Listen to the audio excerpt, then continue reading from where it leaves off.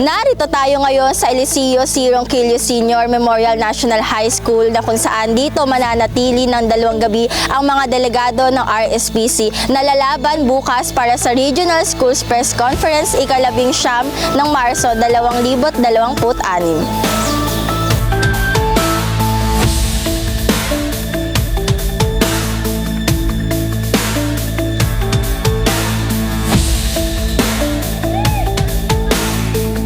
Tayo ngayon sa open fields ng kanilang paaralan na kung saan makikita natin sa aking likuran ang mga bukas na buildings at mga classroom dahil dyan nananatili ang mga delegado ng RSPC ngayon at bukas ng gabi.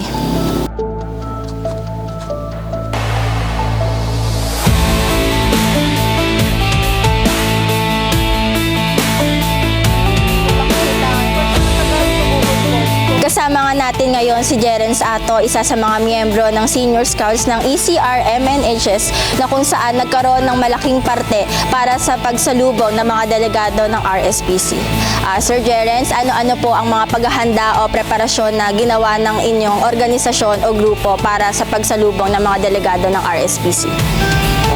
Naging paghahanda po namin is nagkaroon po kami ng 1 week preparation para po sa mga delegasyon na inayos po namin yung mga parking area namin, yung mga aming comfort room at aming mga classroom na po yung pagtutuloyan po. At naging successful naman po at makikita natin ngayon sa first day namin ngayon. At yun lang. Atin ngang nalaman ng kanilang mga naging paghahanda upang ang lahat ng mga delegado ng RSPC ay makaramdam ng mainit na pagtanggap.